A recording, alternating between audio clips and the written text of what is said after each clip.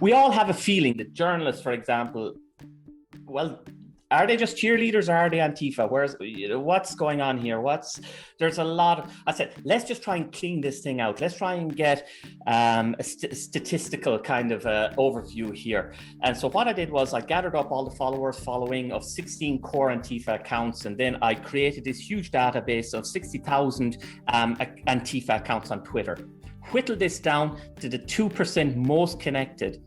And within that, this most connected 2% of Antifa on Twitter, there was over 20 journalists, blue tick verified journalists with national profiles. And in that, it's a who's who from the New Republic to Politico to SPLC, HuffPost, and so on and so on.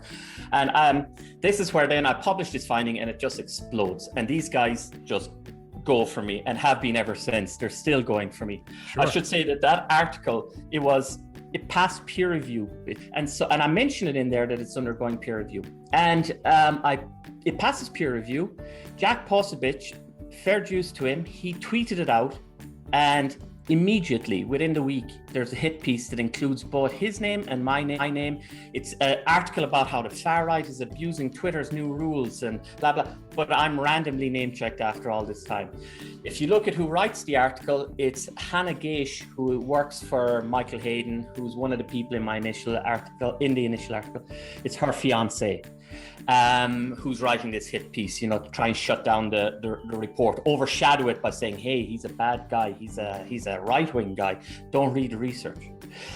And again, once I get on Twitter, just there out of the blue in May again, and I mention it, suddenly, boom, cut again. I have no profile again. So they've worked very hard to try and suppress the information. There was a hit piece put out by the Columbia Journalism Review that got a lot of traction.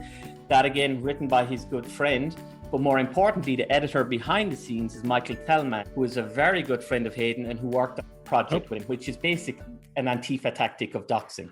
So he wrote an USINT article for journalists, on how to employ Antifa tactics in your journalism. So again, what it showed me is just how viciously these people go after you and how they'll abuse their credentials. What that essentially is Michael Hayden asked his friend and his colleague's fiance to write hardcore hit pieces. They're just a clique of far left activists, but they use the credentials afforded to them by their publications, which carry serious weight, to crush me.